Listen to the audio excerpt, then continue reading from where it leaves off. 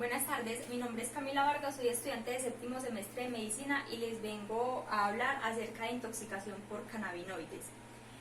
Vamos entonces a empezar a hablar con unas generalidades, la historia, epidemiología, descripción botánica, sistema endocannabinoides, la marihuana y su léxico en el contexto colombiano, la farmacocinética y farmacodinámica, los usos terapéuticos, la intoxicación por cannabinoides y las manifestaciones que pueden presentar los pacientes, el diagnóstico, el manejo y tratamiento, el síndrome de abstinencia, los hongos más comunes que se pueden presentar en los cultivos y en los cigarrillos de cannabis y los cannabinoides sintéticos. Para empezar, entonces, tenemos unas generalidades. Sabemos que el cannabis o marihuana es un término bioactivo, es un término colectivo para referirse a unas sustancias bioactivas a partir o derivadas de la planta cannabis sativa, que también se conoce como cáñamo. Entre los principales cannabinoides de importancia clínica o médica que vamos a encontrar está el cannabinol, el cannabidiol y el delta-9 tetrahidrocannabinol, que es en el que más me voy a enfocar en esta parte de la exposición. Como dije entonces, el delta-9 tetrahidrocannabinol es el principal cannabinoide psicoactivo y se encuentra en diferentes presentaciones. Tenemos la hierba, el hashish, el aceite de hashish, la cripa y el THC puro. ¿Qué diferencias presentan estos? La hierba, por ejemplo, se utiliza principalmente para los cigarrillos, para formar los cigarrillos de marihuana, o se puede utilizar en sopas, en galletas, en tortas, es como más de uso comestible y tiene un porcentaje aproximadamente de 2.6% de THC. El hashish es una resina, es más oscura y tiene una concentración aproximada del 12% de THC. El aceite de hashish tiene aproximadamente un 50% de THC y se ha utilizado para untarse pues como de manera tópica. Y la cripa, esta tiene un porcentaje de THC aproximadamente del 20% y se diferencia es porque es cultivada de forma hidropónica, que ya más adelante pues les voy a explicar eso.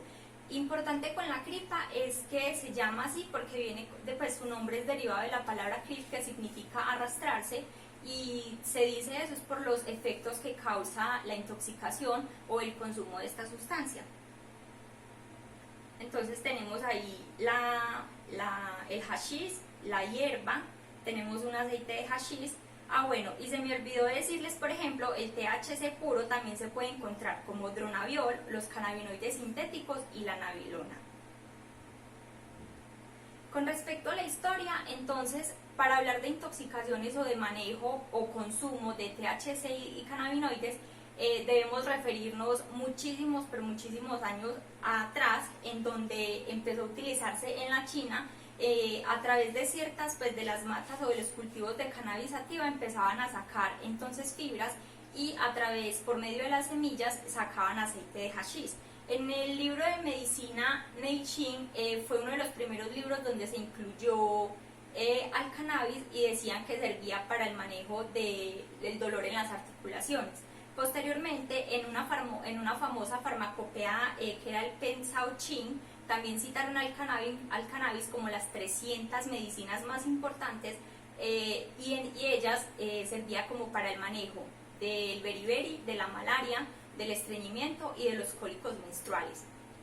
Después de esto, el cannabis se fue extendiendo de la India y allí empezaron a utilizarla para ciertos rituales. Cuando la gente se moría, entonces, por ejemplo, ellos consumían el cannabis para así como de esa manera lograr un estado de euforia, ya que para ellos la muerte muchas veces significa pasar a otro estado y es como un motivo de felicidad. Entonces, por medio del consumo de cannabis, ellos obtenían esa euforia que necesitaban.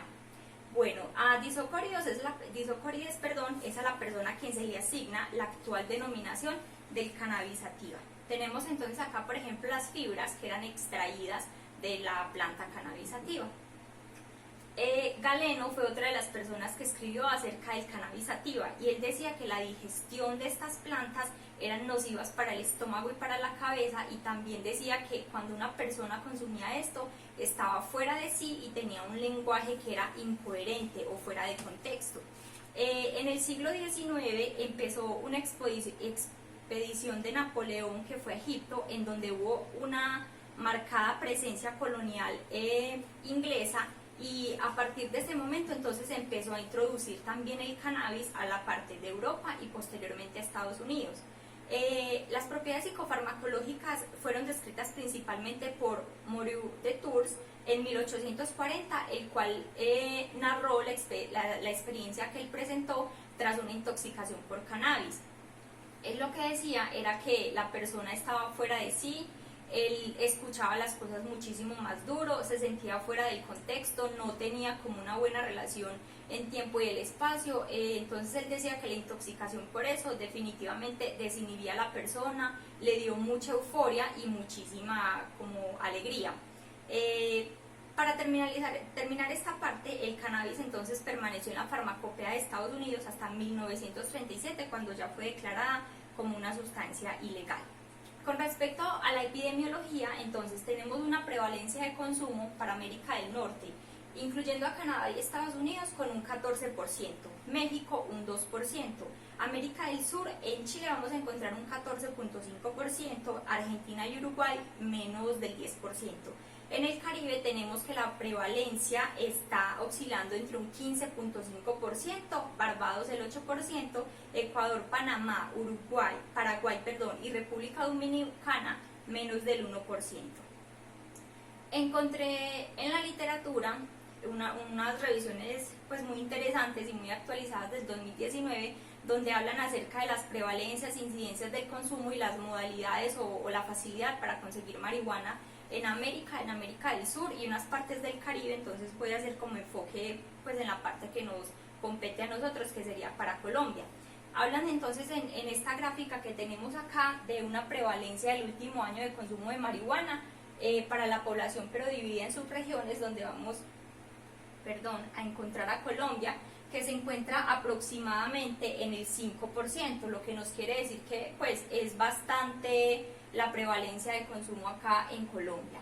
Con respecto, ya dividiéndolo pues si es hombre o es mujer, entonces vamos a tener que el consumo es principal, es mucho mayor en los hombres. Vemos que los hombres está cercano al 5%, en cambio en las mujeres es aproximadamente el 1%. Si lo dividimos por grupos etarios, el grupo etario que más prevalencia tiene en Colombia va a ser el grupo de los 18 a los 34 años, que sobrepasa el 5%. De los 12 a los 17 años está muy cercano al 5%, y de los 35 a 64 años está aproximado en 1 o un 2%. En esta gráfica tenemos entonces la percepción de la facilidad de adquirir o de tener marihuana en la población en general. Tenemos que Colombia para el año 2013 tiene una facilidad de aproximadamente el 50%. En este cuadro entonces vamos a mirar que está también dividido por hombres y mujeres. ¿Qué pasa en la curva de los hombres? Que se ve que hubo durante el 2004 y el 2011 no nacieron tantos hombres, o no había registro de tanta parte masculina, entonces hubo como un descenso en la curva, pero después comenzó otra vez a subir. En cambio en las mujeres sí siempre ha estado como tendiente a mantenerse elevada. Con respecto a la percepción del acceso de la marihuana en los estudiantes universitarios, tenemos que para Colombia en el año 2016 tenemos un 70% de facilidad para el acceso de la marihuana. Y si lo miramos entre Bolivia, Colombia, Ecuador y Perú, Colombia va liderando esta tabla con un 20% o más. Aquí también me pareció muy interesante esta gráfica porque muestran que los universitarios tenemos en Colombia un 20% de prevalencia pues en el último año de consumo de marihuana.